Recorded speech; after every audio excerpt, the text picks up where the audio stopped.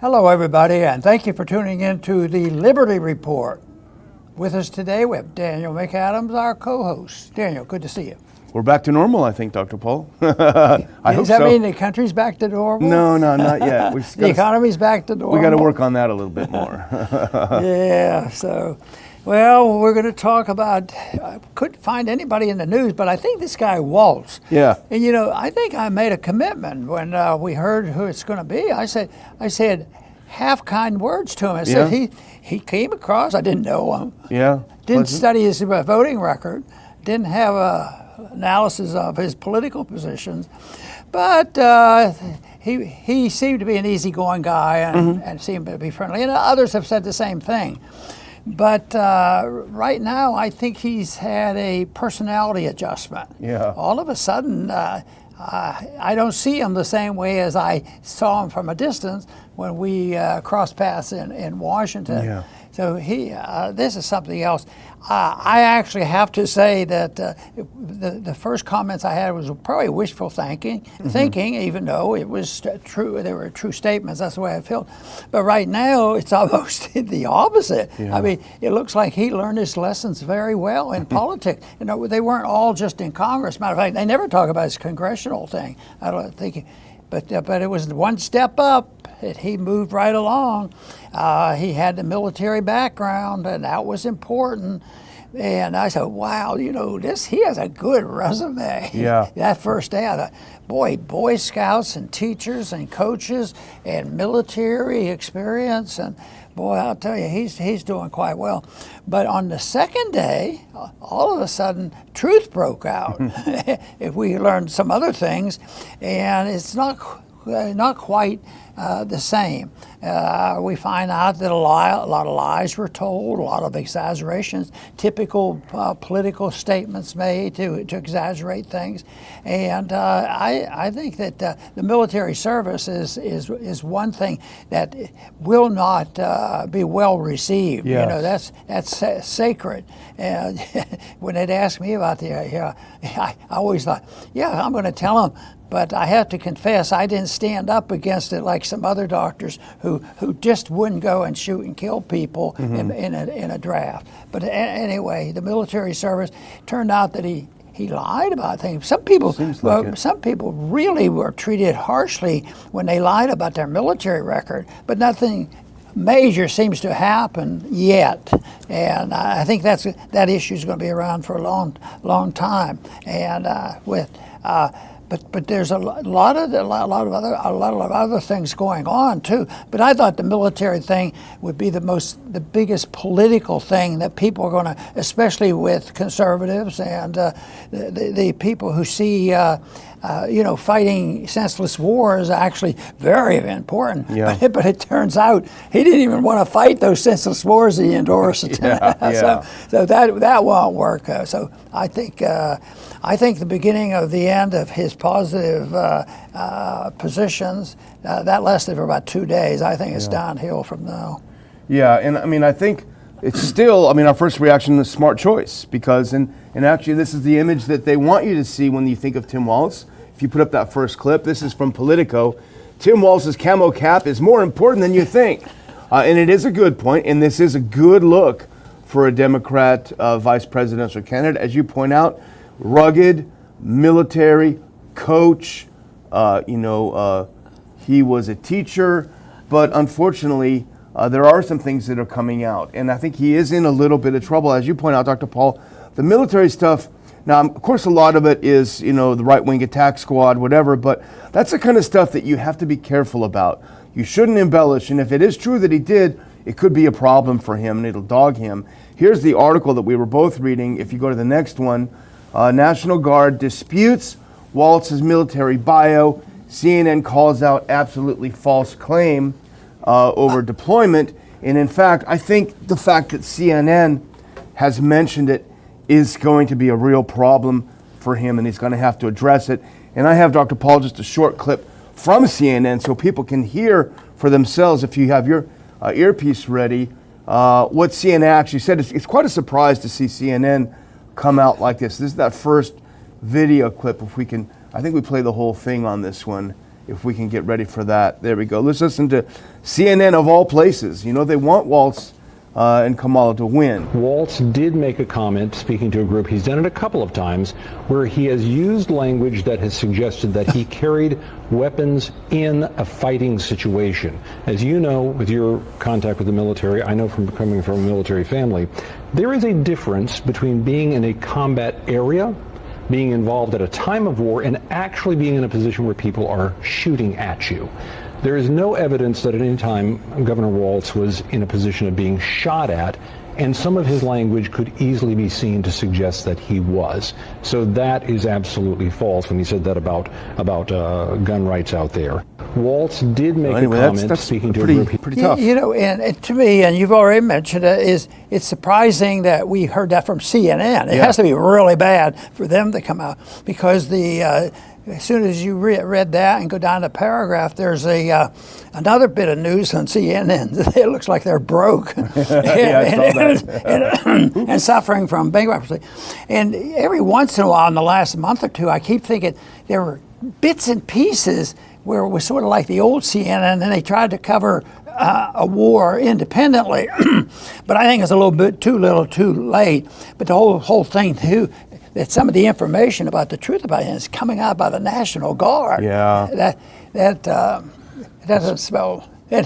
Trump haven't even started on them. Yeah, exactly. But you know, we've dug a little deeper because that's a problem, and it's embarrassing when you embellish your career, your military career, to try to look like a tough guy, and you kind of weren't. It's kind of bad, but I mean, I think we found things that are even more disturbing than that. This is red meat, and they're going to jump at it.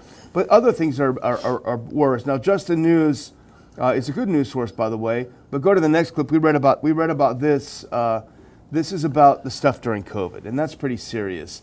Under Walz, Minnesota bilked hundreds of millions, even after warnings about pervasive failures. Go to the next one. This is from the same article. They ramped up government giveaways. There was no oversight. Governor Tim Walz was warned that his team did not have adequate protection for the taxpayer money.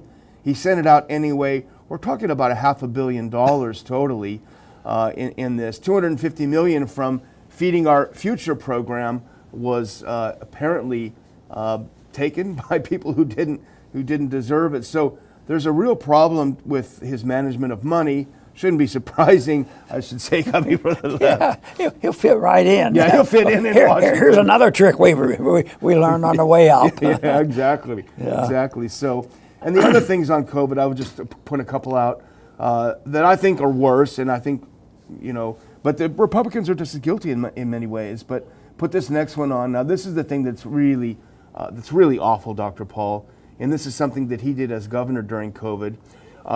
One Minnesota.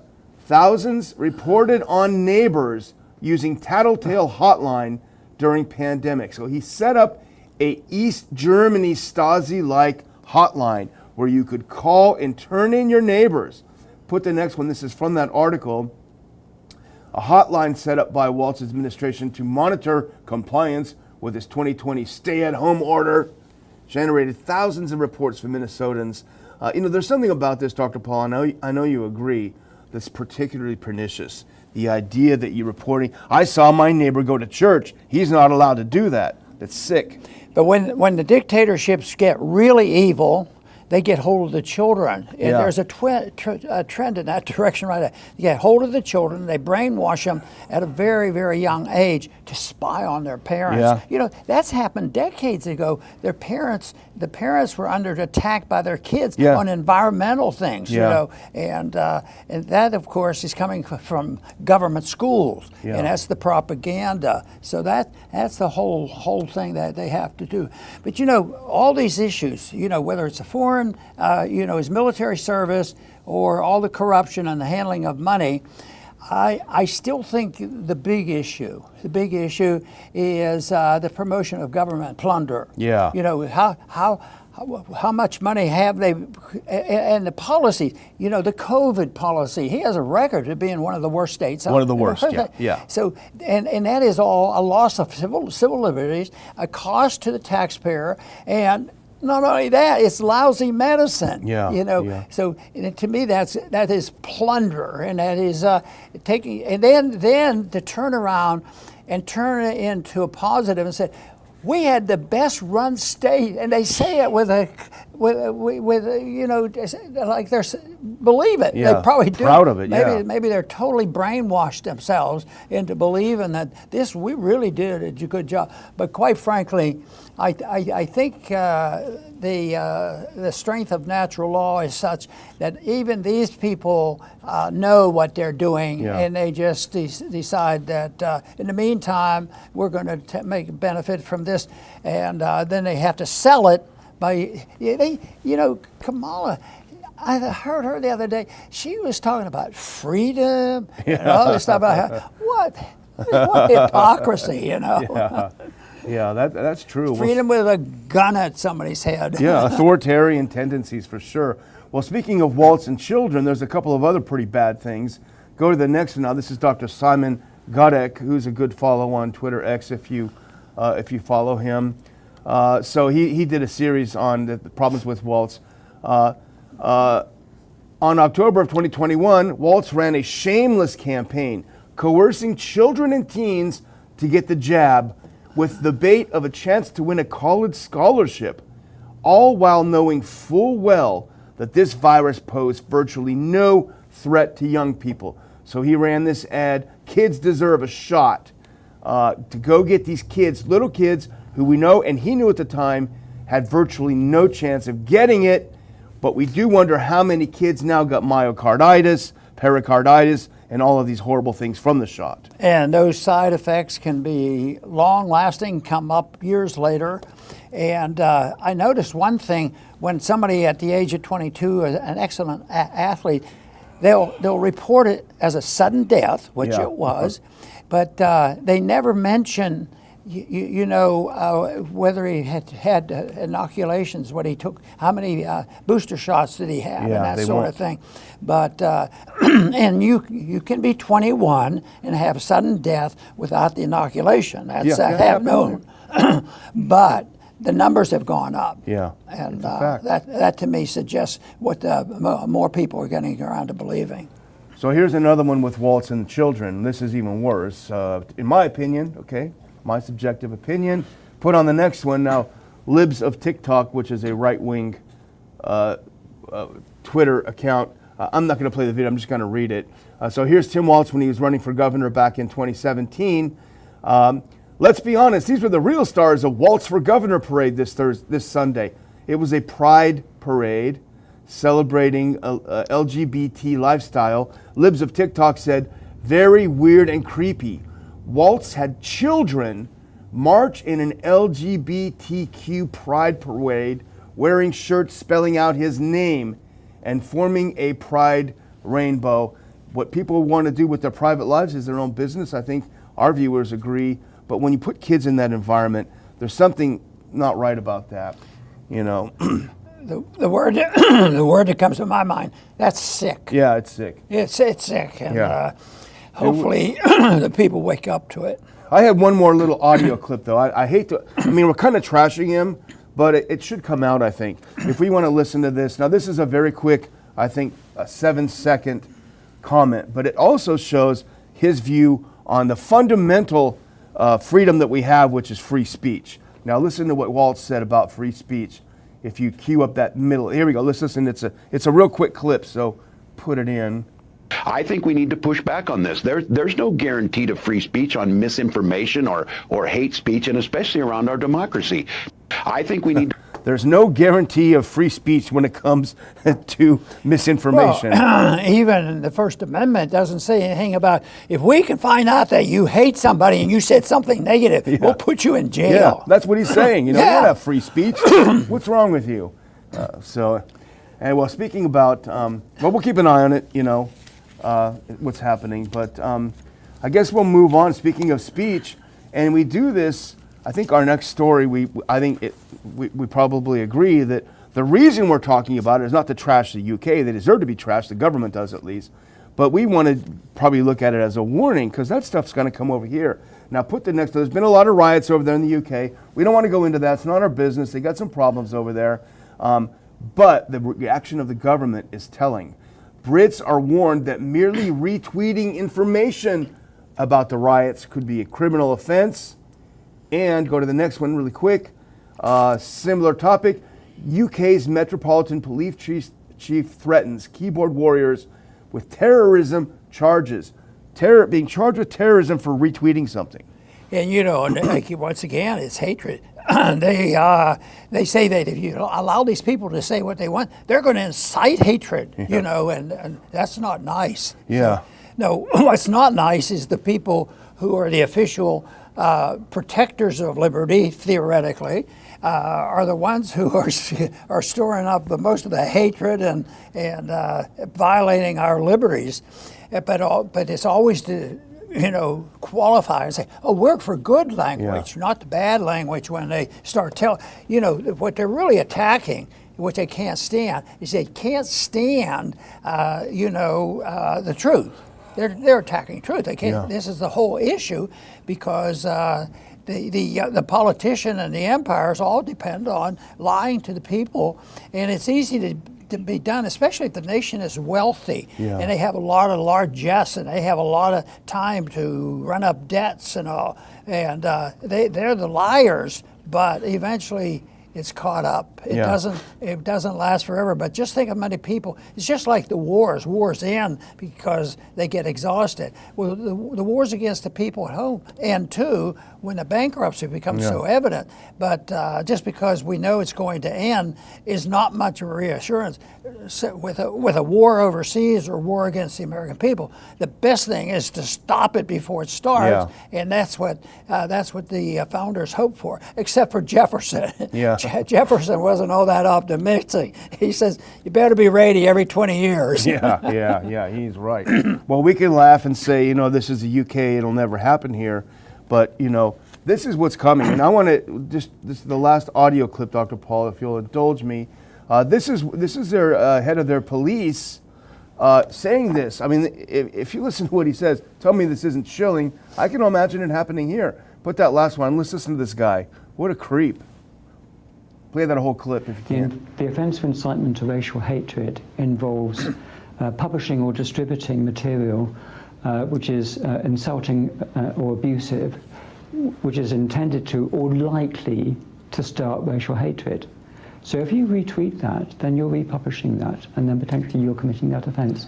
And we do have dedicated police officers who are scouring social media. Their job is to look for this material. And then follow up with identification, arrests, and so forth. So it's a really, really serious. People might think they're not doing anything harmful. They are, and the consequences will be visited upon them.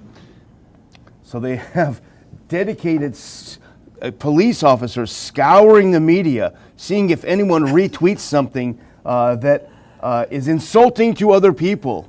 This is, I guess they've solved all the other crimes. It's almost like we are the radical warriors against privacy. Because how many people do they have to search for to find a real criminal? And if they do, it's probably somebody they'll let go. Well, they don't even have to search for criminals that steal. There was another story, just drives me buggy. Another story where somebody is arrested. You have the pictures of tearing up a store and ransacking it all, and then an employee, can't stand it, and they want to just report it now. Report it or chase them out or something like that. And then the owner comes in and fires the crazy. What is the matter with these people? I'm a doctor and I can't make a diagnosis. They're nuts. Exactly. Perfect. Well, in case anyone thinks that simply expressing yourself, as we would call the First Amendment, which is a natural right, not given by government, it's not happening. Well, it is happening. Put this next one up. Now, David Vance, I've been on his show before. He has a video show, and he retweeted this from the Cleveland police over there in the UK. He says, unbelievable, sent to prison for years for the crime of gesticulating and shouting at police officers. Now, this is the police officer's own report. Stephen Malin is the first person to be sentenced in Teesside for his involvement in the violent disorder in Hartlepool on Wednesday, 31st July. Judge Laird jailed him for 26 months. The 53-year-old was constantly in the face of officers gesticulating and shouting at them. So over 2 years in prison for gesticulating and shouting at police officers. So they're doing it. They're putting people in jail for this. So now what they've done is legalized you cannot be rude. Yeah. Rude is bad. People should be able to handle that, but that's a different category. It's not a crime to be rude. We can react to it, we can debate it and everything else, but not what they want to do is criminalize being rudeness. And could rudeness ever be subjectively interpreted? Maybe you can just stare at somebody. Oh, you're being rude, and we're going to get you for it. So I think that's the big problem, though, is they still use the permission to lie and try to distort everything they say. So and the language, they have to do away with language. The language has been so twisted around, and yet it's at a point now where I think the sides are getting stronger and stronger. There's a lot of people on our side. The people who are against liberty have the loudest voice and the loudest influence when it comes to education and the media and the courts and the government, and yet. That's why I don't want to get people so discouraged and say, maybe we should just leave. Let's move to England. Yeah, right. Go to jail for being rude. Maybe we'll have more liberty. The English, I think the rights of man, were traditionally an English years and years ago, but they really institutionalized and brought that about and had an influence on our Constitution as well. But now they've lost it. They've lost it too. But we could say, well, you guys, you Americans, you've lost it too. You didn't even keep it in your Constitution. What good's your Constitution? And so the conflict and the lining up of the people who are on one side versus the other, and I think it's truth versus nihilism. Whether there's anything wrong about lying. And if you read the resume of some politicians we've been talking about, and the ones I've met up there, they knew better. How can they deny how many innocent people have died? But they always say we did it for patriotic reasons, and the obedience to anything military has not gotten us very far. It's dug a big hole for ourselves. But the one thing is, though, I think people should realize we're in a transition period. You can moan and groan about it and try to point things out, but the whole thing is it can't continue. But we have to be able to think about what can we replace it with? In a way, that's what the founders did. We can replace it. And our Constitution has been said by libertarians that was the only revolution and a war where the people ended up with more liberty than they had before. Right now you don't have to have an official war. You just constantly lose liberties. Well, we should make a T-shirt. Nihilism is rude. That's right. If you want it. Well, the last thing we want to talk about today has to do with a friend of ours, Scott Ritter. He's spoken at our conference before in Houston a couple years back. And he had a little visit yesterday, and it was from the FBI. Put that next clip up. FBI raids home of former UN weapons inspector Scott Ritter. On Wednesday, the FBI raided the home of Scott Ritter, former UN weapons inspector, and outspoken critic of the NATO proxy war in Ukraine and Israel's genocidal campaign in Gaza, so writes Dave DeCamp on antiwar.com. He later went outside, and I watched the clip. He went outside and told reporters that the raid was related to a suspected violation of the Foreign Agents Registration Act, the FARA Act. That's the act that requires individuals who lobby for a foreign country to register as agents. And that reminds me of a word you used in the last segment, subjectively. That is a law that is subjectively applied. There is no law and order once they can do this. But you know what this reminded me of? and I'm sure you'll remember this. We had this little debate in the presidential debate, and they said, "Are you for fences?" And I probably said under certain circumstances you might have to consider that. But I said I really don't feel good about fences, But a fence can keep you out of your private property and certain things, so you ought to look at that more objectively. But the thing that I closed with, you got to remember, fences are more often used to keep you in. Yeah, So yeah. what was the first thing they did to him? Yeah. Took his passport. Yeah, took his passport. So yeah. that's the first nail in the fences. No, not the first one. Yeah, They've yeah. been nailing, putting the fence in. The control of finance is one thing. Can you leave with what you own? Yeah. Not very easily. Well, anyone who knows Scott Ritter knows that he says what he thinks. He doesn't mince words. He's very aggressive and assertive. He's a former Marine. He doesn't fool around. And I think probably, and he travels around the world. He's been to Russia many times. He's trying to promote a dialogue between the U.S. and Russia. Probably just saying that is going to get us raided. But he gets into trouble for that. The FBI's in his house. I watched him going through his car. Aaron Mate, who's a friend of mine, works over at Gray Zone, a great guy. He has a tweet about what happened, and he makes a good point. If you put that next one up, he says, Scott Ritter, a vocal critic of the U.S. proxy war in Ukraine and of the Israeli government, says the FBI raided his home over suspected FARA violation. Mate goes on to comment, on top of the free speech implications here, it's noteworthy that this happens just as AIPAC, which is not registered as a foreign agent of Israel, celebrates its $8 million investment in ousting an elected member of the U.S. Congress, Cori Bush. So he's clearly making the point here that AIPAC doesn't have to register as a foreign agent, yet they meddle in our elections. But Scott Ritter is facing some difficult times because he is not registered. Well, it's obvious they didn't take my suggestion about 20-some years ago. Yeah. I suggested that we didn't have to have the FBI. And they, What are we going to do? They take care of us. They protect us. They keep us safe. This whole thing that we have to have all these government agents, including our military, it's there to make us safe. And that's the whole principle needs to be talked about, because if government wants to make us safe, they have to make sure what we eat, how much exercise we have, what we read, Yeah. and what we do. So they take total control of it. But the FBI, and I say, wouldn't there be a loss of law and order? Well, not necessarily. You could have private individuals providing it, but the big question is sort of what would you do without the government medicine? Yeah. Well, we could avoid COVID.